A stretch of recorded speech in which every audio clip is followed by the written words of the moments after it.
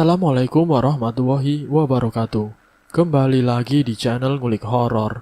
Channel ini menceritakan tentang kisah-kisah misteri. Kali ini saya akan membawakan kisah misteri yang ditulis oleh @restu wiratmaja. Kalian juga dapat mengunjungi tweet beliau langsung ya. Nanti link saya akan sediakan di kolom deskripsinya. Oh ya, di dalam cerita ini nama dan tempatnya disamarkan semua ya, untuk menjaga privasi pihak yang terlibat di dalamnya. Yuk daripada kita lama-lama, langsung saja kita simak ceritanya. Bismillahirrahmanirrahim. Kali ini saya akan membawakan kisah misteri yang berjudul Santet Rebo Wekasan. Cerita ini merupakan sebuah pengadaptasian seseorang terhadap kisah kelamnya ketika berhadapan dengan maut yang benar-benar akan menjemputnya. Gulungan ombak dekat pantai sedikit membisingkan telinga Purnomo. Sudah 10 anak warga yang telah kubunuh. Jangan sampai ada yang hidup lagi. Jika memang benar, desa ini akan selamat, Nani, ucap Purnomo. Mas, kapan kau akan berhenti? Tanya Nanik. Purnomo menghadap wajah Nanik. Tepat di mata Nanik, Purnomo menemukan ketakutan yang amat dalam. Ini perintah, kita tidak bisa melanggar pantangan ini, jelas Purnomo. Mas, aku takut jika anak kita lelaki bernasib sama dengan anak warga lainnya, ucap Nani. Pantai dekat desanya menjadi saksi kelam atas dihempaskannya para bayi warga yang dibiarkan mengambang dan tersapu ombak. Mbah Gatra bilang setiap bayi yang lahir tepat di Rebo Wekasan maka akan menjadi kesialan bagi seluruh warga, ucap Purnomo. Mas, anak adalah titipan. Nanik berusaha meyakinkan kepada Purnomo suaminya untuk tidak terjun bebas di dalam kepercayaan Mbah Gatra. Kau tahu kan, aku adalah pengikut dari Mbah Gatra. Seluruh ragaku aku kerahkan kepada Mbah Gatra. Ini adalah hidupku yang sebenarnya, jelas Purnomo. Sampai kapan kau akan terus-menerus berfanatik terhadap mitos masa lalu? Tanya Nani. Hari semakin gelap, Purnomo masih memandangi lautan yang begitu indah. Kelak, jika anak kita lahir, jangan sampai dia lahir tepat di Rebo Wekasan. Pilihannya adalah 2, bunuh atau diasingkan. Perkataan Purnomo itu membuat Nani menutup mulutnya. Purnomo adalah murid kesayangan dari Mbah Gatra.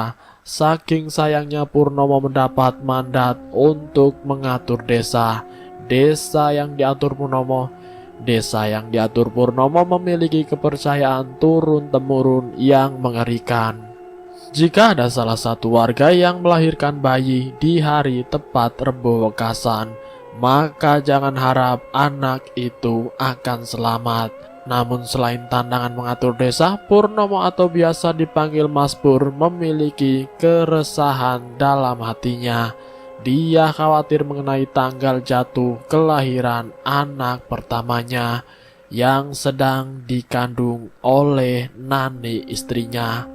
Sudah beberapa kali Mas Pur memohon kepada Mbah Gatra agar menemukan solusi terbaik akan keresahan dirinya. Mbah, anakku lahir hari apa, Mbah? Tanya Mas Pur. Mbah Gatra pun hanya menjawab, tidak usah dipikirkan. Yang penting bukan Rebo Wekasan atau Rabu terakhir di bulan Safar. Jawaban Mbah Gatra tidak sedikit pun menghilangkan keresahan dalam dirinya. Tetap saja rasa bimbang itu selalu menghantui pikiran Mas Purnomo. Selama dalam masa mengandung, Nani selalu memandangi langit. Tidak biasanya Nani memandangi keindahan langit yang cakrawalanya meluas itu, menyertai ratusan bintang di setiap matanya memandang. Nani hanya tersenyum. Dia tahu pekerjaan suaminya sangatlah berat. Terlebih lagi sebagai pengatur desa, Mas Pur juga merupakan orang kepercayaan Mbah Gatra dalam menghadapi situasi yang berkecamuk di desanya. Setiap ada anak warga desa yang terlahir di hari Rebo Wekasan, dia adalah orang pertama yang akan membawa bayi itu ke hadapan Bagatra. Bukan bapak, ibu, saudara, ataupun kerabat famili dari anak yang baru melahirkan, melainkan Mas Pur sendiri. Hal itulah yang menjadi tekanan batin dalam diri Nani. Jika suaminya bisa saja suatu saat diamuk warga atau ada beberapa warga yang dendam terhadapnya. Naluri Nani sebagai seorang istri yang perasa pun benar-benar terjadi. Tepatnya ketika bulan ketiga kehamilannya, Mas Pur terkapar seorang diri di pantai. Anak yang lahir di Rebo Wekasan yang akan dibunuh olehnya direbut kembali oleh orang tuanya dan dibantu oleh warga setempat. Seluruh tubuh Mas Pur babak belur. Baru kali ini ada perlawanan dari warga yang membuat Mas Pur kewalahan menghadapinya. Warga kali ini tinggal tidak diam jika anaknya yang lahir di hari Rebo Wekasan harus dibunuh di tangan Mas Pur. Bagatra yang mengetahui ini langsung menyisiri desa sendirian. Dia tidak terima jika muridnya menjadi korban bulan-bulanan warga dan melanggar pantangan desa.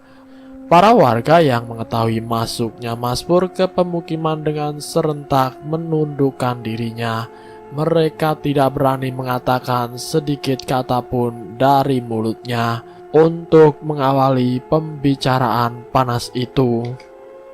Aku Gatra yang memiliki mandat memberi perintah kepada kalian semua. Siapa di sini yang memukuli Purnomo? Tanya Mbak Gatra. Para warga hanya terdiam. Mungkin diam adalah pilihan terbaik mereka. Siapa?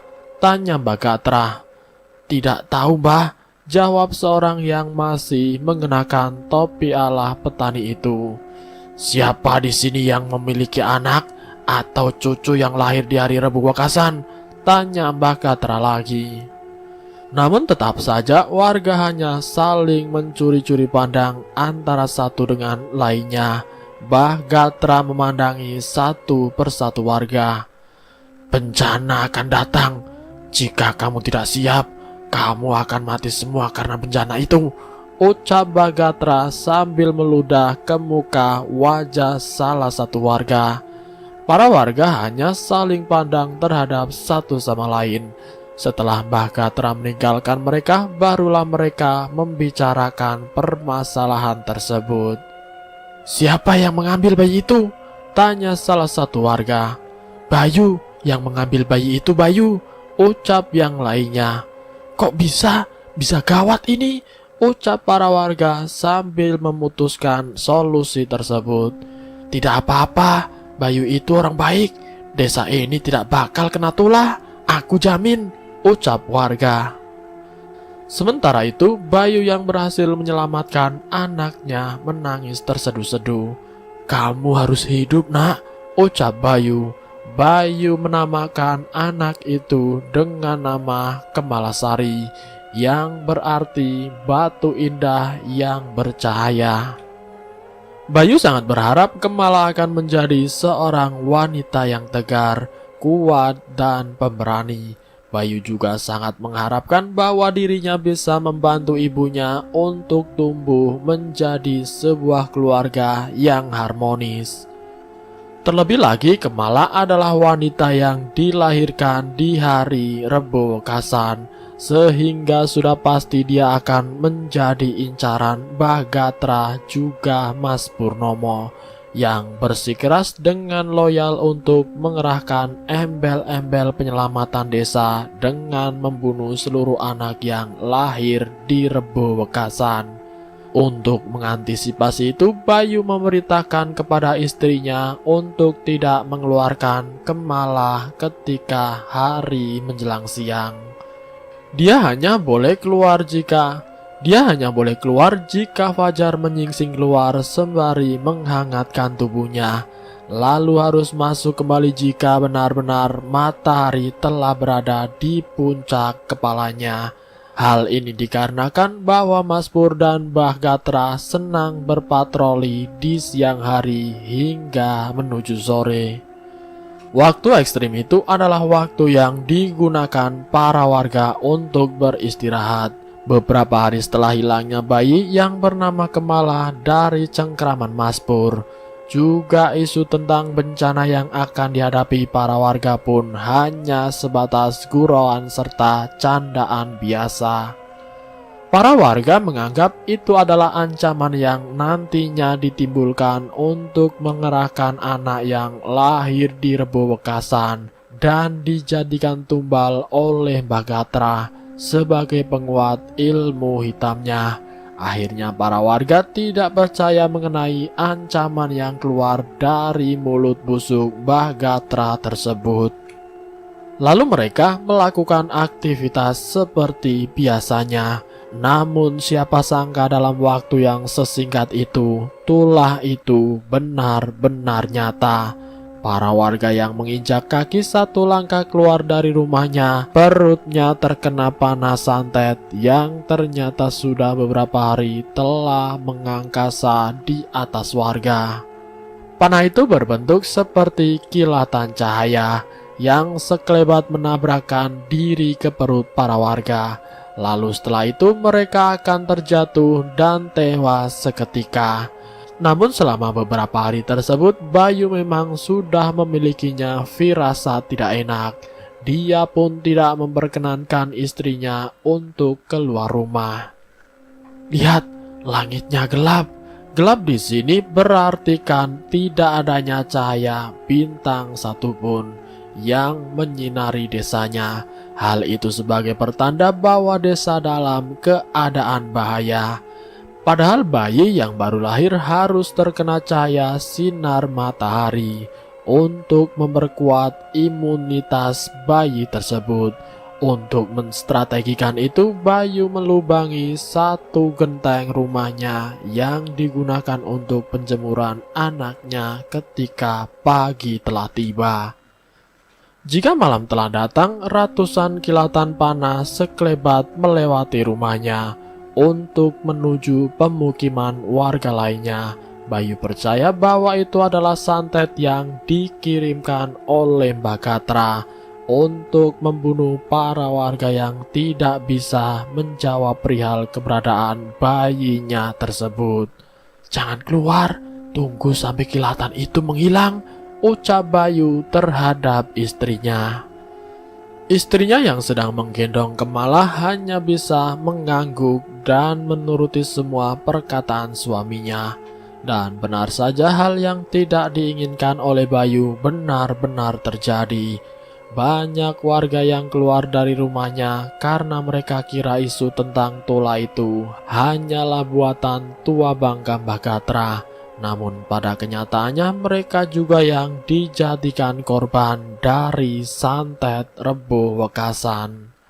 Untuk persyaratannya sendiri narasumber tidak berkenan memberitahu karena santet ini hanya berlaku pada satu tempat di Indonesia. Para warga yang tewas di tempat dibiarkan saja di depan rumah. Mereka percaya santet itu belum usai dan akan terus menyergap para warga sampai bayi yang lahir di Rebo Wekasan itu benar-benar ditemukan. Ini belum dimulai. Ini adalah gambaran ketika Kemala baru dilahirkan dan apa saja masalahnya yang akan dia hadapi. Karena itu ini sedikit panjang dan tetap menjaga kehormatan para narasumber dengan menjaga nama aslinya. Kabarnya jika benar-benar diketahui nama aslinya maka akan dijadikan incaran oleh beberapa orang yang belum menerima akan kejadian ini. Tanah penuh dengan darah. Tangisan, teriakan, rintihan, umpatan, dan cacian mengarahkan kepada pelaku santet itu. Tidak ada yang berani mendobrak pintu untuk keluar dan kabur dari tempat itu. Semua warga diperbudak oleh rasa ketakutan dan ancaman yang menghantuinya. Kematian seolah-olah menjadi tongkat terakhir harapan mereka. mereka hanya harus panjatkan doa dari dalam rumah mereka masing-masing. Pasukan makanan sudah berkurang. Para mayat yang berjajaran di rumah juga menjadi membusuk dan penuh dengan lalat hitam yang besar. "Mas," ucap Liri istrinya. "Kenapa, Bu?" tanya Bayu. "Apa ini karena Kemala?" tanya istrinya. "Tidak, Bu. Kemala adalah anak kita. Jangan sesekali menyalahkan amanat yang Tuhan berikan," ucap Bayu menjelaskan. "Sampai kapan kita terus-menerus di sini? Kita harus pergi dari sini, Mas," ucap istrinya. "Sabar, Bu. Tunggu masalahnya reda," ucap Bayu. Bayu pun mengusap-ngusap pipi Kemala yang halus itu. "Nak, kamu harus memalsukan nama aslimu." Selepas kejadian itu, Bayu memiliki firasat yang kurang enak dalam benaknya. "Bu, aku takut," tanya Bayu. "Takut kenapa, Pak?" jawab istrinya. "Takut karena Gatra akan kesini mengambil Kemala," ucap Bayu. Apa yang dipikirkan oleh Bayu terpikirkan juga oleh istrinya. Mereka pun berkeinginan untuk kabur dari rumah itu secara bersamaan.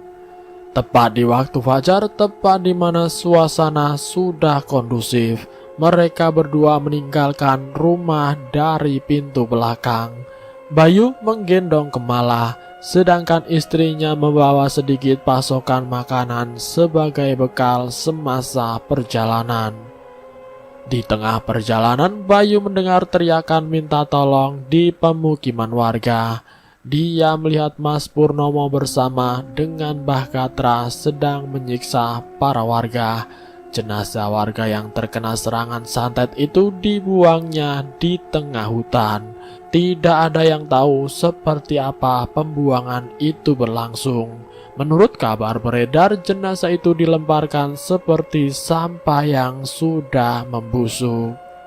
Lalu beberapa warga lainnya dipaksa untuk berbicara keras mengenai keberadaan anak yang terlahir tepat di malam Rebo Wekasan. Namun mereka tidak ingin menjawabnya. Warga tetap bersikukuh untuk menyelamatkan Bayu beserta keluarganya. Hal itu menjadikan malam yang menderita di hati Bayu dan juga istrinya. Para warga banyak yang berguguran. Tetap saja bayi yang dimaksud Gatra dan Mas Purnomo tidak ditemukan. Hingga akhirnya Bayu dan istrinya menetap di suatu tempat yang lokasinya tidak terlalu jauh dari pemukiman warga, namun juga tidak terlalu berdekatan. Perjalanan hidup mereka memiliki sisi perjuangan yang sangat menantang. Selama berhari-hari, berminggu-minggu, bahkan berbulan-bulan, Bayu tetap mengungsi dari pemukiman warga, hingga terdengar rumor bahwa anak dari Purnomo dan Nani melahirkan. Anak itu berjenis kelamin laki-laki dan ia bernama Panji Purnomo. Anak itu tumbuh dan besar di lingkungan Gatra dan menjadi sebuah harapan besar Purnomo untuk menjadi petinggi desa selanjutnya. Panji sering sekali bermain dengan anak warga, namun beberapa warga sempat menghalang-halangi anaknya untuk bermain dengan Panji. Hal ini dikarenakan Panji merupakan anak dari petinggi desa yang kejam, yang telah membunuh banyak warga ketika tragedi di mana seluruh warga terkena panas santet. Para warga membatasi anak-anaknya untuk bercengkrama langsung dengan Panji. Hal ini membuat tanda tanya besar dalam hidup Panji. Dia tidak tahu menahu tentang kesalahan orang tuanya serta masa lalu yang dihadapinya saat itu. Sempat bertanya juga kepada ibunya Nani tentang Panji yang ingin tahu mengapa dirinya tidak memiliki teman. "Mah, kenapa aku tidak mempunyai teman?" tanya Panji. "Loh, Nak, tidak usah dipikirkan. Temanmu banyak, Nak. ucap ibunya. Panji terus menggerutu mengapa dia tidak mendapatkan teman. Setiap kali Panji ingin ikut bermain, selalu saja orang tua dari anak-anak warga menyuruhnya pulang. "Aku mesti harus bagaimana, nak?" ucap Nani.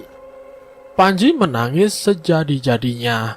Dia hanya menginginkan teman untuk menghibur hari-harinya yang kosong. Berita ini pun didengar oleh Purnomo sebagai seorang ayah. Dia mesti harus memberikan solusi yang tepat agar tidak berseberangan dengan pemikiran anak tersebut. Purnomo pun mengabulkan permintaan Panji, lalu dia membawanya menuju ke tengah pemukiman warga. Di situ para warga serta anak-anaknya sedang bermain di depan rumah. Kehadiran Purnomo membuat seluruh warga terkejut. Tidak ada yang bisa dia lakukan kecuali satu, yaitu diam. Para warga hanya terdiam sembari menunduk ketika langkah kecil seorang anak kecil bernama Panji sedang digandeng oleh pembunuh warga yang sangat mengerikan, yaitu Purnomo, yang merupakan antek tangan kanan dari Mbah Gatra. "Anakku mau main di sini, tolong temani," ucap Purnomo.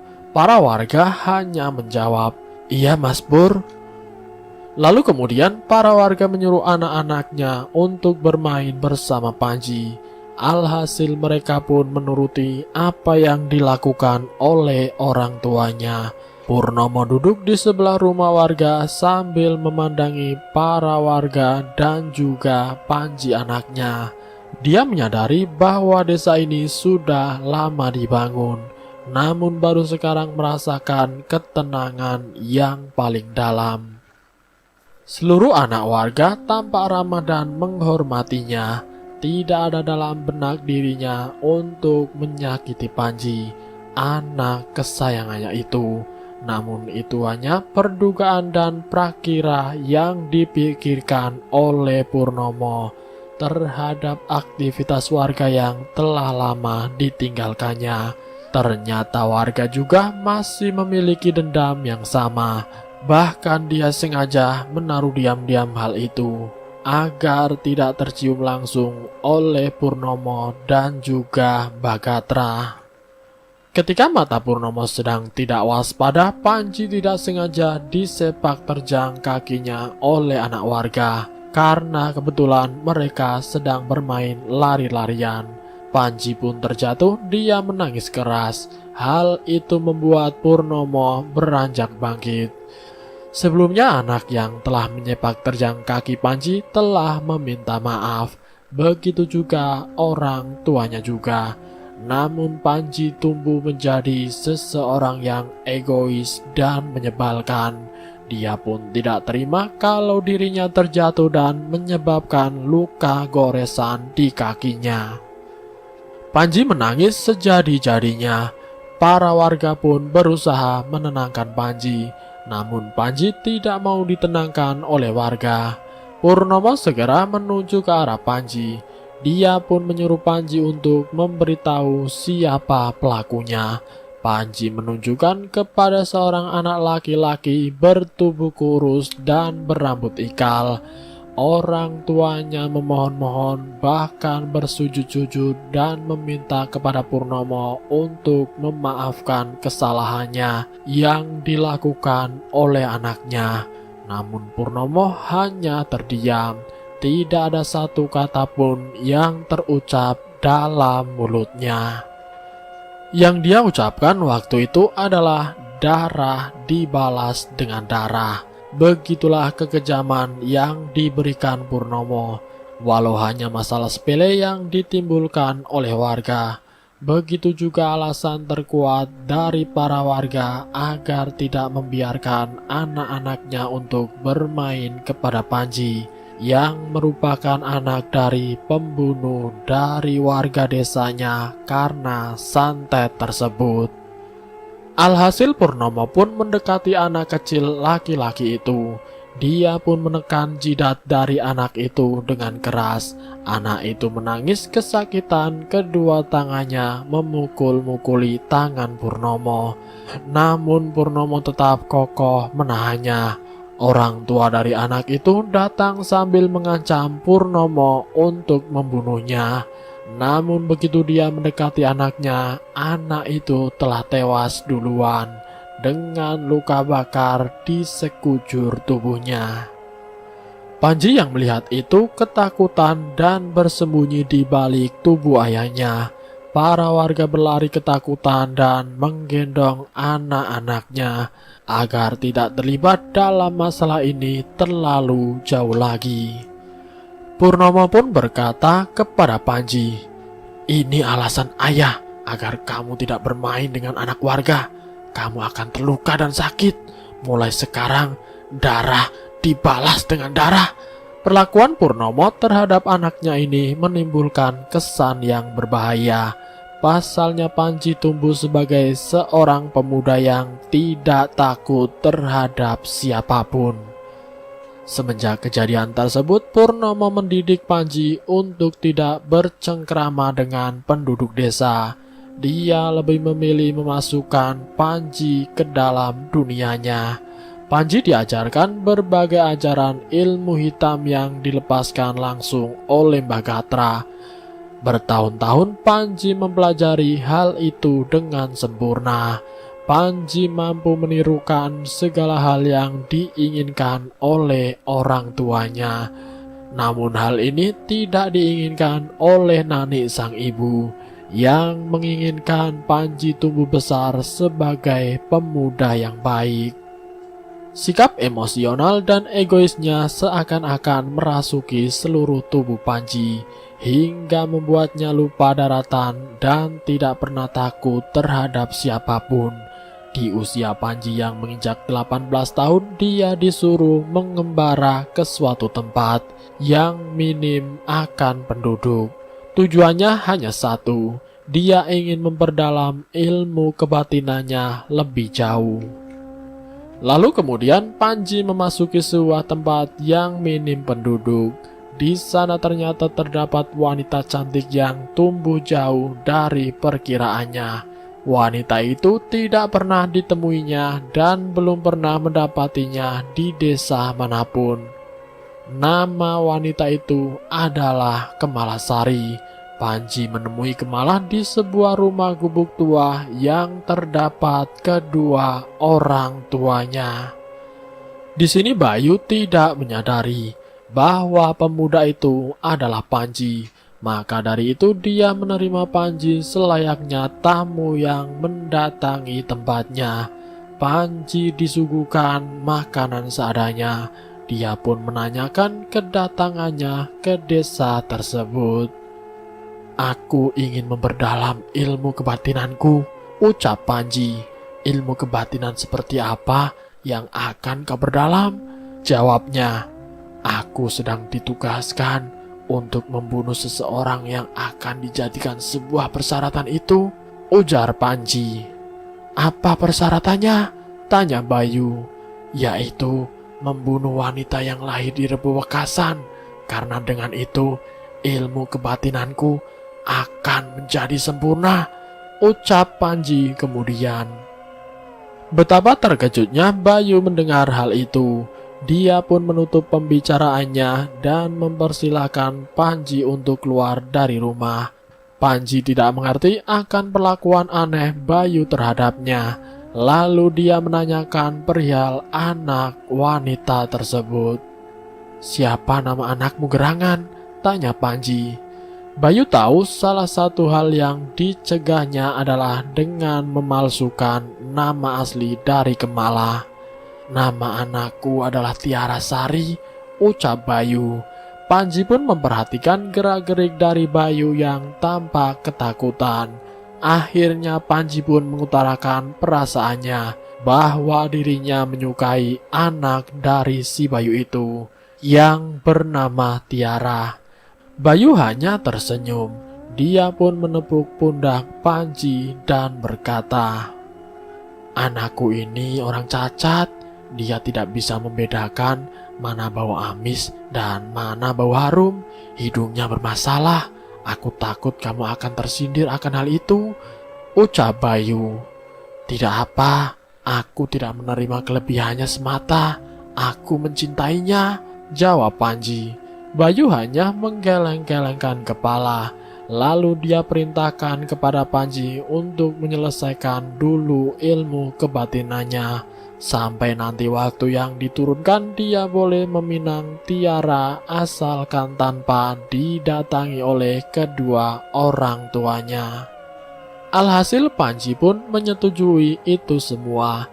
Dia pun menyelesaikan tirakat itu dalam sehari semalam dan mengurungkan niatnya untuk mencari wanita yang terlahir di hari Rebo Wekasan. Bayu khawatir jika Panji akan membunuh Kemala jika dia menyadari bahwa Kemala adalah orang yang dimaksud. Kemala, maukah aku jodohkan kamu dengan seorang pemuda yang memiliki ilmu kebatinan tinggi itu? Kemala hanya terdiam. Orang itu juga yang akan melakukan dua hal padamu, ujar Bayu. Dua hal? Jawab Kemala. Kamu bisa saja dibunuh atau dilindunginya. Namun jika kamu hanya berdiam diri sampai dia sadar, kamu akan menjadi korban sebagai kesempurnaan ilmunya, ucap Bayu. Setelah Kemala menyetujui hal itu, Bayu pun mengunjungi tempat bersemedi Panji yang berada di sebuah gunung yang jauh dari penduduk. Di sana Panji benar-benar menyatu dengan alam. Dia bisa tahu siapa yang akan datang terhadapnya.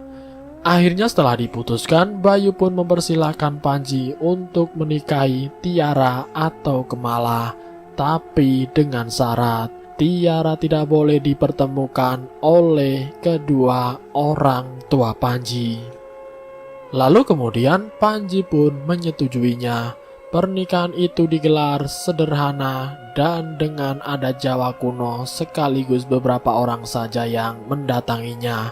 Hal ini dicegah agar tidak ada kecurigaan dalam diri Panji. Selama dalam masa pernikahan tersebut, Panji selalu didatangi oleh Mbah Gatra dalam mimpinya. Mbah Gatra pun menyampaikan bahwa wanita yang dicarinya adalah istrinya yang bernama Tiara. Panji terbangun dan menatap wajah Tiara dengan tatapan yang mengerikan. Dia pun mencoba untuk mencengkram Tiara. Namun Tiara terbangun terlebih dahulu. Kamu wanita yang kucari? Tanya Panji. Jika memang benar, aku tidak takut apa yang kau lakukan padaku, jawab Tiara. Mengapa kamu merahasiakannya? Tanya Panji. Aku hanya ingin melindungi kedua orang tuaku saja. Aku tidak ingin dia menjadi korban keganasan ambisi seluruh keluargamu, ucap Tiara atau Kemala. Hati Panji terenyuh. Selama ini dia telah diajari kebencian terhadap orang-orang yang terlahir di hari Rebo Wekasan, untuk menciptakan ambisinya sebagai seseorang yang ditakuti. Panji tidak ada keinginan sedikit pun untuk membunuh istrinya, walau itu adalah perintah dari Mbah Gatra. Aku akan pergi menuju ke tempat orang tuaku, nanti aku kembali lagi. Mendengar hal itu, Tiara atau Kemala menjadi takut jika dia akan membunuh keluarganya. Namun Panji menekankan kepada Tiara untuk tetap tenang. Dia bukan orang yang ditakuti lagi. Dia adalah suaminya yang sekarang. Tiara hanya bisa tersenyum mendengar hal itu. Dia benar-benar beruntung bisa mendapati pria yang mau melindungi keluarganya. Panji pun berangkat menuju ke arah orang tuanya. Dia berpamitan kepada Pak Bayu selaku mertuanya yang sekarang. Sebelum itu, Panji diberikan pesan agar menyamarkan nama asli dari Tiara itu sendiri. Panji pun lalu mengiyakan. Pak Bayu sempat khawatir bahwa Panji melanggar akan perjanjiannya. namun keselamatan anaknya adalah prioritas utamanya. Panji berangkat ketika malam hari tepat di mana bulan purnama mengangkasa dan menerangi rumah-rumah penduduk desa. Ketika sampai, dia telah mendapati kedua orang tuanya dan juga Mbak Gatra yang sudah berada di depan rumahnya. Panji pun kemudian menyalami semuanya. Namun ketika ingin mencium tangan Mbah Gatra menolaknya dan menampar wajah Panji dengan keras. Pak! Panji terkejut akan perlakuan aneh dari gurunya tersebut. Kenapa, Mbah? Tanya Panji heran. Kamu menikah dengan perempuan itu? Tanya Mbah Gatra. Panji tidak bisa berkata-kata. Raut wajahnya menjadi beku dan tidak mampu menggubris fakta itu. Kenapa, Nak? Kenapa kamu melanggar larangan itu? Tanya Pak Purnomo. Aku cinta kepada perempuan itu, ucap Panji. Mbah Gatra pun mengambil sesuatu yang berada di dalam sakunya. Dia mengambil 3 buah jarum. Siapa namanya? Tanya Mbah Gatra. Panji hanya terdiam. Dia ingat pesan mertuanya untuk tidak memberitahu nama asli dari istrinya tersebut. Kamu tidak berani menjawab? Tanya Mbah Gatra. Purnomo pun menghalangi Mbah Gatra untuk bertindak lebih jauh. Bah, sudah, nanti aku selesaikan masalah ini, jelas Purnomo. Tidak bisa, pilih mana sekarang, gurumu atau perempuan itu? Tanya Mbah Gatra. Panji menatap wajah ibunya. Bu Nani hanya bisa mengangguk paham. Urusan cinta tidak akan ada yang bisa menghalanginya. Aku tidak tahu, Mbah, ucap Panji. Ya sudah, kamu tidak mau memberitahu nama perempuan itu tidak apa-apa. Tapi ingatlah, mertuamu akan mati sekarang, ancam Mbah Gatra. Jangan, Mbah. Mbah Gatra tahu nama asli dari Bayu. Dia sengaja tidak bertindak sebagaimana dia lakukan sebelumnya, bahwa Bayu adalah orang tua dari pemilik anak perempuan yang dilahirkan di Rebo Wekasan. Karena dia menunggu momen yang tepat, dan sekarang adalah merupakan momen yang tepat untuk membuat hati Panji hancur berkeping-keping. Lalu kemudian Mbah Gatra masuk ke dalam rumah Purnomo. Dia pun mencoba menyantet Bayu yang merupakan ayah dari anak yang lahir di Rebo Wekasan itu. Panji sempat meringsek maju untuk menghalangi Mbah Gatra melakukan hal itu. Namun tindakan ini akhirnya dicegah oleh ayahnya. Keputusanmu adalah resikomu. Kamu telah keluar dari ketetapan manusia yang diharapkan, ucap Purnomo ayahnya. Mbah Gatra mulai melakukan meditasi dan mengingat serta melafalkan nama asli dari Bayu. Nama asli Bayu sendiri adalah Bayu Astapada. Dia pun menusuk-nusuk lengan kanannya hingga mengeluarkan darah yang tidak sedikit. Lalu dia pun berkomat kamit sambil mengingat wajah Bayu yang akan disantet olehnya. Kamu harus mati, Bayu, ucap Mbah Gatra. Akhirnya Mbah Gatra pun benar-benar menyantet Bayu dengan menusuk seluruh anggota badannya. Belum puas sampai di situ, istrinya Pak Bayu juga akan dijadikan sandera sebagai awal ancaman baru bagi Mbah Gatra itu. Beberapa menit sebelum santet itu diluncurkan kepada Pak Bayu, Kemala merasa bahwa di rumahnya agak panas. Dia pun kemudian ingin keluar dari rumahnya hanya sekedar melihat bintang di langit. Namun Pak Bayu melarangnya untuk keluar. Nak, jangan keluar dari rumah, pinta Pak Bayu. Kenapa, Pak? Tanya Kumala. Tidak apa-apa, Nak. Hawanya tidak enak, jawab Bayu. Tapi di dalam rumah gerah, Pak, jelas Kemala. Ya sudah, sebentar ya, aku ambilkan air dari sumur belakang rumah.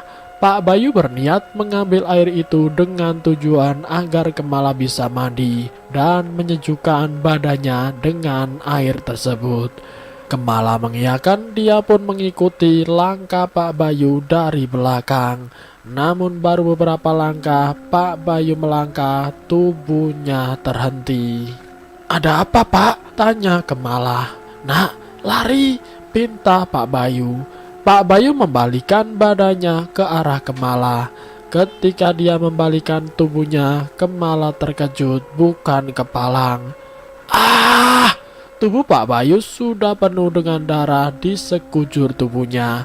Setelah itu Kemala mendengar jelas suara tulang yang dipatahkan dari tubuh Pak Bayu. "Pak, ada apa?" tanya Kemala sambil menangis. "Nak, lari!" perintah Pak Bayu. "Aku tidak nyaman hidup tanpa kamu, Pak." Kemala melangkah perlahan ke arah Pak Bayu. Namun semakin melangkah mendekat, Pak Bayu seperti disiksa oleh sesuatu. "Ah, nak, jangan maju," ucap Pak Bayu. "Pak, kenapa, Pak?" teriak Kemala. Ibunya yang mendengar suara teriakan itu langsung terbangun. Dia terkejut memperhatikan tubuh suaminya yang sudah dipenuhi dengan darah dan luka goresan, bahkan beberapa kali terdengar suara tulang yang patah. "Pak, kenapa dengan badanmu?" tanya ibu. "Bu, aku kena santet," jawab Pak Bayu. "Santet? Ya Tuhan, Pak, bagaimana ini?" Ibu Kemala pun merasa panik sendiri. "Bu, sudah, aku tidak kuat." Tubuh Pak Bayu ambruk seketika. Mulutnya tidak mau menutup, matanya pun memutih. "Bapak!" teriak Kemala saat menyaksikan bapaknya meninggal dunia di hadapannya. Kemala dan ibunya memeluk tubuh Pak Bayu yang sudah terkapar di lantai. "Ini semua gara-gara Panji," ucap Kemala dengan wajah penuh dendam. Panji menyaksikan bekas luka yang berada di tangan Bagatra. "Lihat ini, nyata," ucap Bagatra dengan wajah sumringah. Apa maksudnya ini?" tanya Panji. "Bah, kamu beneran nyantet Bayu?" Pertanyaan Purnomo membuat Panji naik pitam. "Pak Bayu? Kamu menyantet Pak Bayu?" tanya Panji. "Ya, kamu tidak tahu santet Rebo Wekasan?" tanya Bagatra. "Sudah, Mbah, jangan diteruskan," ucap Purnomo. "Bapakmu itu sudah melakukan santet ini, korbannya warga sendiri," jelas Bagatra. "Pak, itu beneran?" tanya Panji. Purnomo pun hanya terdiam. "Pak, kamu melakukan santet untuk apa?" tanya Panji. "Nak, sudah nak," ucap Bu Nani. "Bu, apa ibu tidak kesal melihat orang tua tingkahnya seperti setan?" tanya Panji. Prak! Tamparan keras mendarat tepat di pipi Panji yang sedari tadi menatap wajah Purnomo dengan merasa kesal. "Tutup mulutmu. Aku melakukan ini untuk desa. Gara-gara perempuan Rebo Wekasan itu, semuanya hancur berantakan," jelas Purnomo. Panji memegangi pipinya. Dia ingat benar ketika hal yang serupa dilakukan oleh Purnomo ketika membunuh anak kecil di tengah-tengah warga karena sifat egoisnya. "Tangan ini kau gunakan untuk memukul." Bu Nani menangis melihat pergolakan keluarganya. Dia tidak bisa menutup-nutupi aib keluarganya sendiri ketika semuanya benar-benar terbuka. "Aku mendidik kamu supaya bisa menjadi laki-laki yang bisa memimpin desa ini." Panji tersenyum pahit mendengar ucapan itu. Dia lalu menatap wajah Bagatra. "Aku akan membunuh kalian semua," jelas Panji. Lalu kemudian dia pun beranjak pergi dari rumahnya. "Nak, kamu," ucap ibunya. "Bu, aku sudah dewasa," ucap Panji. "Kamu pergi untuk mengancam kami. Ingat Panji, ilmu kebatinanmu belum cukup untuk membunuh kami semua," ucap Bagatra. "Lihat saja nanti," jelas Panji sambil membanting pintu dengan keras. "Bah, bagaimana?" tanya Purnomo. "Panji sudah berada di tahap penyempurnaan ilmunya. Dia bisa membunuh kita semua dengan ilmunya," jelas Bagatra. "Pak, cukup, jangan menambah api lagi," jelas Bu Nani. "Diam, gara-gara kamu Panji bersikap seperti ini," jelas Purnomo. Bu Nani hanya terdiam. Dia tidak tahu harus bagaimana lagi. Namun dia juga tidak bisa terus-menerus melihat pergolakan dan guncangan di keluarganya. Panji berlari menuju tempat Kemala dengan wajah cemas. Dia menatap para warga yang berada di rumah-rumah dengan perasaan takut. Wajah para warga-warga itu seperti mengutuk seluruh pergerakannya. Dia juga mendengar umpatan lirih yang terdengar dengan sendirinya. Di fase ini orang-orang setingkatnya mampu mendengar walau suara yang digaungkan hanya lirih atau berada di hati. Anak setan, dasar pembunuh. Panji tidak memperdulikan itu semua. Dia tetap berjalan sambil memandangi langit yang semula terang menjadi gelap. Berbeda dengan Kemala, dia telah siapkan pisau yang akan sedari tadi diasahnya dengan tajam. "Nak, mau apa?" tanya ibu Kemala. "Aku mau membunuh Panji," jawab Kemala. "Nak, jangan," perintah ibunya. Kemala terdiam, dia pun menatap wajah ibunya dengan guratan kesal di raut wajahnya. "Sampai kapan keluarga kita diinjak-injak?" tanya Kemala. "Nak, tidak seperti ini caranya," jelas ibunya. Brak! Pintu rumahnya terbuka. Panji menghela nafas sebentar sambil menatap wajah ibu mertuanya dan juga Kemala yang tengah membelakanginya. Di lantai telah terbujur kaku jasad Pak Bayu yang belum dikubur. "Bu, Kemala," ucap Panji. "Nak, kamu sudah datang," ucap ibu mertuanya.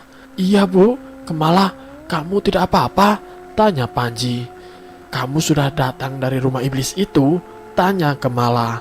Panji melangkah maju, namun ibunya menangis lirih karena tahu apa yang akan dilakukan oleh Kemala terhadap Panji. "Kemala, kamu lagi apa?" tanya Panji. Kemala berhenti mengasah pisaunya. Dia memegang erat pisau itu di tangan kanannya, lalu gagangnya dikaitkan dengan kain supaya tambah kuat. "Saya akan membunuh kamu," senyum Kemala. Kemala membalikkan badannya. Di tangan kanannya telah terikat pisau dengan kain yang akan digunakan untuk membunuh Panji, seperti yang telah dia rencanakan sebelumnya. "Kamu siap menjemput ajalmu?" tanya Kemala. "Kemala, jangan," ucap ibunya. "Sudah Bu, kamu tidak merasa keluarga sendiri dibunuh? Kamu tidak merasa kamu disiksa keluarganya Panji?" ucap Kemala sambil menangis. "Kemala," ucap Panji, "sekarang aku paham kenapa kamu menikahi aku. Kamu mau membasmi semua keluarga aku kan?" tanya Kemala. "Kemala," ucap Panji. "Sudah, tidak usah memanggil namaku, setan." Kemala berlari sambil menodongkan pisaunya ke arah Panji. Ibunya terjatuh sambil memegangi kepalanya karena melihat tingkah anaknya berubah seperti harimau ganas. Panji pun hanya terdiam, dia pun mengangkat kedua tangannya ke arah atas. "Sudah, cukup," ucap Panji. Brak! Kemala dengan seketika melempar dengan sendirinya. Tubuhnya tersungkur jatuh di dekat jasad bapaknya. "Kamu, bajingan kamu Panji!" Kemala masih kuat untuk bangkit, namun Panji mengangkat tangannya lagi. Prak! Pisau yang diikatkan oleh kain di tangan kanannya terlepas dengan sendirinya. Kemala terlempar lagi di dekat jasad bapaknya. Kepalanya terbentur lantai hingga membuat dirinya pingsan. "Kemala!" teriak ibunya. "Aku cinta sama kamu Kemala, jangan benci aku," tangis Panji. Panji keluar dari rumah, namun ibu Kemala menghalaunya terlebih dahulu. "Nak, sudah, jangan diteruskan," ucap ibu Kemala. Panji tersenyum, dia seperti menambahkan pesan terakhir lewat raut wajahnya. "Tidak apa-apa Bu, kata bapakku, darah harus dibalas dengan darah." Panji pun melepaskan genggaman erat tangan halus ibu mertuanya itu. Dia kemudian mengambil pisau di dekat kemala dan berangkat menuju ke tengah hutan, tempat dia melakukan meditasi. Panji kemudian mengambil beberapa helai daun yang akan menjadi sebuah wadah santet serangan baliknya. Santetnya memang tidak separah Mbagatra yang hanya menusukkan jarinya dengan 3 buah jari. Korban langsung meninggal dunia. Namun santet yang dilakukan oleh Panji terkesan unik. Dia sengaja menyerang namun juga melakukan pertahanan. Panji kemudian mengiris secara perlahan kulit pahanya dengan pisau yang digunakan oleh Kemala untuk membunuhnya. "Pak, kamu mengajarkanku untuk membalas darah dengan darah. Sekarang aku kabulkan ajaranmu itu," ucap Panji. Panji memejamkan matanya untuk menambah kefokusannya. Dia mengucapkan sebuah mantra sembari mengarahkan dedaunan itu ke arah langit. "Aku sudah tidak takut dengan sumpahku. Aku tidak takut dengan tujuan hidupku. Darah harus dibalas dengan darah." Dedam itu terbelah menjadi beberapa bagian dan meneteskan darah. Itu berarti santetnya sudah berhasil. Beberapa menit sebelum kejadian, Purnomo merasakan hawa yang beda setelah kepergian Panji. Dia merasa ada sesuatu yang harus disampaikannya terlebih dahulu. Hati kecilnya ingin sekali meminta maaf kepada Panji karena dia adalah anak satu-satunya. Namun ketika dia ingin keluar dari rumah, Mbagatra menghampirinya sambil memberikan 3 jarum yang sama ketika dia membunuh Pak Bayu. "Apa ini, Mbah?" tanya Purnomo. "Anakmu sudah menjadi bukit, harus hati-hati." Purnomo mengambil 3 buah jarum itu di tangan Mbagatra. "Semestinya kamu harus tahu bahwa anakmu telah menguasai santet itu dengan sempurna. Salah sedikit, kamu sendiri akan terbunuh," ucap Mbagatra. "Aku tidak keberatan jika dia membunuhku, Mbah. Dia memang telah membenciku," ucap Purnomo. Purnomo pun mengabaikan perintah Mbagatra. "Di atas rumah sudah banyak santet, jangan keluar dulu," pinta Mbagatra, namun Purnomo tidak meladeninya. Dia pun membuka pintu secara perlahan. Baru 1 langkah dia melewatinya, ratusan panah menyerang tubuh Purnomo dengan cepat. Dia terdiam sesaat, darahnya mengalir deras dari setiap organ tubuhnya. "Benar kan apa kataku?" ucap Mbagatra. "Mbah, tolong!" Tubuh Purnomo ambruk seketika. Dia tewas terkena santet yang diarahkan oleh Panji. Mbagatra mendekati tubuh Purnomo yang telah tergeletak di depan rumahnya. "Anakmu telah mewarisi ilmu itu lebih dulu dibandingkan dengan kamu. Sekarang biar aku yang akan membunuhnya untuk membalaskan kematianmu," ucap Mbagatra. Bu Nani keluar dari kamar dan melihat kondisi suaminya telah tergeletak tewas di hadapan rumah. Mas Pur!" teriak Bu Nani. Mbagatra meninggalkan keduanya. Dia melangkah menuju ke kamar tempat di mana awal santet yang diserangkan oleh warga desa dilakukan oleh Purnomo. "Mbah, Purnomo mati!" tangis Bu Nani. "Sudah mati ya mati, jangan dipusingkan," jawab santai Mbagatra. "Maksudmu apa, Mbah? Kamu juga akan membunuh anakku?" tanya Bu Nani. "Iya," senyum Mbagatra. "Persetan kamu!" teriak Bu Nani sambil menangis. Mbagatra tidak meladeninya. Dia pun menuju ruangan dan mengambil beberapa jarum lagi dari sakunya. Bu Nani berlari ke arah Mbagatra. Dia ingin menghentikan langkah Mbagatra yang berkeinginan membunuh Panji. Sudah, Mbah. Aku tidak ridho kamu membunuh semua keluargaku," pinta Bu Nani sambil menggedor pintu. Mbagatra menaburkan sesuatu ke arah pintu itu. Dengan seketika ledakan hebat tercipta di dekat pintu tersebut hingga membuat pintu itu rusak parah dan Bu Nani terpental karenanya. "Brak, jangan ganggu aku," ucap Bagatra. Panji mengeluarkan banyak darah dari mulutnya. Rupanya ketika seseorang telah mengeluarkan seluruh tangannya, bisa dikatakan kemungkinan besar tubuhnya juga akan ikut berkontraksi terhadap apa yang telah dikeluarkan. Panji pun berjalan tergopoh-gopoh ketika hendak menuruni bukit. Namun dia tidak menyadari bahwa hal itu belum selesai. Panji mengira santetnya mengenai Bagatra dan juga kepada Purnomo saat itu. Namun Bagatra masih memantaunya dari kejauhan sana. Dia pun menuju rumah Kemala untuk mengabarkan bahwa Bagatra dan ayahnya sudah terbunuh. Setiap langkahnya tersimpan harapan untuk bisa memperbaiki hidupnya bersama dengan Kemala istrinya. Dia juga telah merahasiakan nama asli Kemala di hadapan siapapun dengan mengganti namanya menjadi Tiara. Hal ini dikarenakan agar Kemala tidak menjadi korban dari santet itu. Tenaga yang ia kerahkan untuk menyantet ternyata memberikan tekanan terhadap tubuh Panji. Panji sulit dalam melangkah. Pandangan kedua matanya telah kabur. Indera penciumannya sudah tidak berfungsi. Nafasnya cepat naik turun. Begitu juga tekanan darahnya yang agak kurang normal. Walau begitu dia bersikeras untuk bisa sampai ke tempat Kemala dengan selamat. Dia tidak ingin meninggalkan Kemala yang sedang dirundung kesedihan.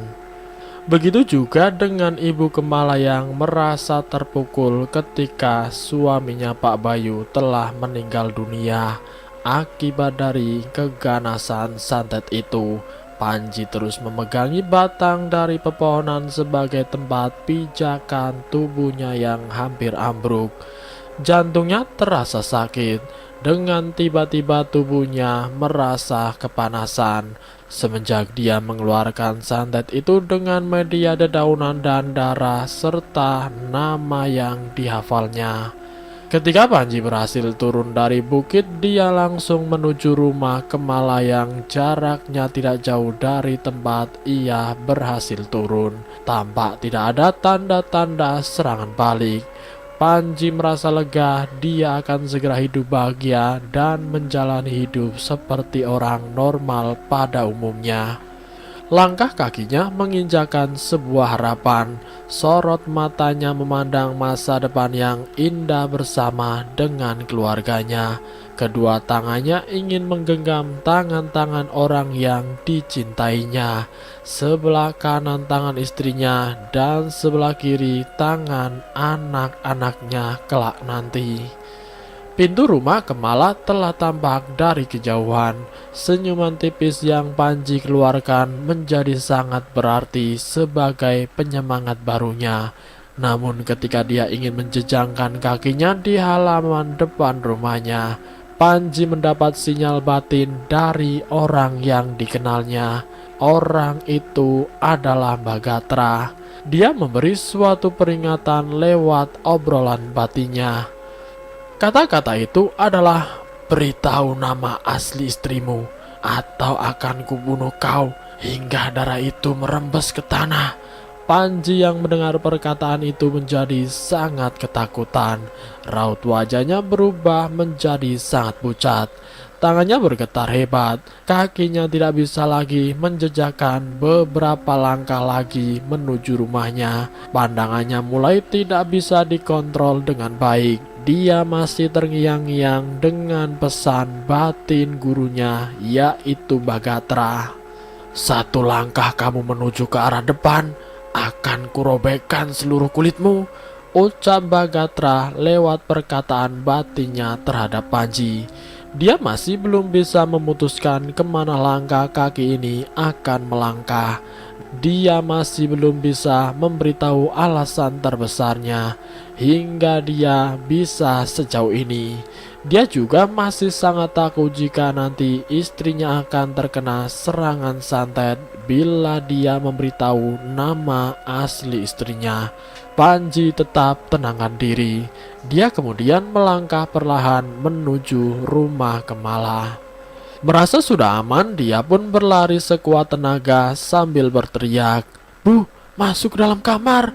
teriaknya dari luar rumah. Ibu Kemala yang mendengar hal itu langsung menyeret paksa Kemala menuju kamarnya dan menutup dengan rapat-rapat. Namun naas tubuh Panji lebih dulu terkena serangan santet yang diarahkan oleh Mbah Gatra terhadapnya. Panji kemudian tewas seketika oleh santet yang tingkatannya lebih tinggi dari milik ayahnya Purnomo dan juga dirinya. Santet itu adalah santet yang paling sempurna dengan tidak mengaitkan apapun, namun bisa membunuh apapun dalam sekejap. Seluruh kulit tubuh Panji seperti tersayat-sayat oleh ratusan bilah keris yang sangat tajam. Darahnya mengucur deras hingga membasahi tanah itu. Nantinya tanah itu akan berwarna merah dan dipercaya bahwa tempat itu memiliki tanah berwarna merah yang merupakan darah milik Panji. Tewasnya Panji ditandai dengan turunnya hujan di tempat itu. Ibu Kemala yang merasa tidak mendengar suara dari Panji pun memberanikan diri untuk keluar dari kamarnya. Dia pun membuka pintu yang tercium bau darah yang tercampur dengan bau hujan. Ketika pintu itu dibuka, ibu terkejut melihat jasad Panji telah tewas dengan mulut menganga lebar. Matanya melotot dan kedua tangannya mengarahkan ke rumah. Dia berkorban demi keselamatan Kemala dan ibunya. Lain dengan Mbah Gatra, setelah puas dia membunuh Panji, dia pun keluar dari tempat tersebut, namun dengan langkah yang bungkuk.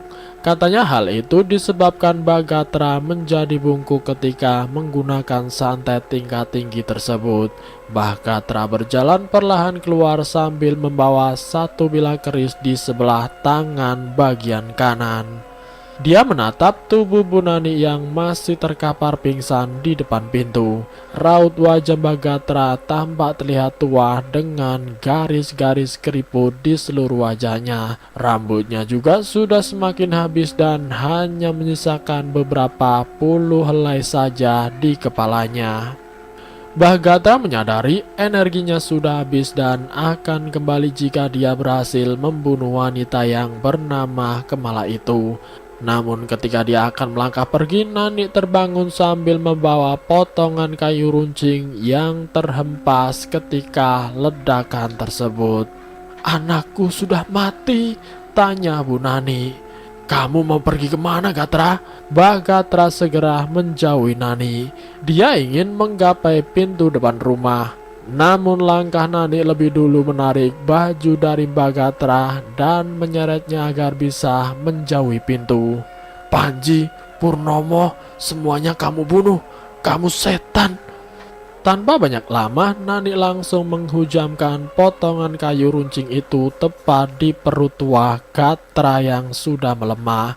Teriakan dan tangisan dari Nani mengeluarkan seluruh emosi terpendamnya. Dia membabi buta, ekspresi marahnya bisa digambarkan sebagai seseorang yang telah kehilangan segala-galanya. Darahnya mengalir deras di setiap lantai rumah. Dari dalam perutnya, Nani bisa tahu jelas isi organ tubuhnya tersebut. Seluruh organ tubuh Gatra dia hancurkan. Dia tidak peduli dengan keputusannya itu. Namun santet yang dia tahu adalah sebuah perjanjian iblis yang mengerikan. Tangan Gatra sudah tidak bergerak lagi. Matanya sudah terpejam, mulutnya masih menganga lebar, namun tubuhnya sudah benar-benar tidak bernyawa lagi. Mbah Gatra tewas, Nani menangis sejadi-jadinya. Dia tampak gila, namun terpaksa. Dia kemudian menyeret tubuh Gatra dan memasukkannya ke dalam karung goni berukuran besar. Malam harinya dia membuang di sebuah pantai dan membiarkannya terbawa ombak hingga keberadaannya tidak diketahui kembali. Lain hal dengan Panji dan juga Pak Bayu. Menurut narasumber, keduanya dikuburkan menjadi satu di sebuah tempat yang tidak bisa diketahui posisinya. Mungkin karena faktor usia narasumber juga pembangunan di daerah itu yang terus-menerus menggali lahan. Akhirnya kuburan dari mereka berdua hilang dengan raib. Dan di depan rumah yang Kemala tempati kini berubah menjadi tanah merah yang subur dan makmur. Tanah itu sekarang digunakan untuk menanam beberapa macam bahan pokok seperti singkong dan juga lain-lain. Akhir dari cerita tersebut, Kemala dan ibunya meninggalkan desa itu dan menetap di sebuah tempat yang jauh dari lokasi itu. Sedangkan Bu Nani dia juga sama, hanya saja Nani lebih memilih keluar dari Pulau Jawa. Namun beberapa narasumber juga masih percaya bahwa Mbak Gatra belum meninggal karena ilmu kebatinannya yang tinggi, hingga membuat dirinya masih meneror para warga desa hingga sekarang. Sehingga setiap Rebo Wekasan tempat itu sering mengadakan makan-makan bersama, membaca doa dan juga bersedekah laut untuk menghormati para korban yang menjadi korban dari keganasan santet Rebo Wekasan tersebut. Dan selesai. Itulah kisah misteri yang berjudul Santet Rebo Wekasan. Semoga kita semua dapat mengambil hikmah dari kisah tersebut, dan semoga kita dijauhkan dari hal-hal yang tidak kita inginkan. Semoga kita semua selalu dalam lindungan Allah Subhanahu wa Ta'ala. Ambil sisi positifnya dan buang jauh-jauh sisi negatifnya. Terima kasih sudah mampir di channel kami. Jika kalian tertarik dengan video kami, silahkan tekan tombol like, share, dan komen. Tekan subscribe untuk mengikuti video kami selanjutnya. Wassalamualaikum warahmatullahi wabarakatuh.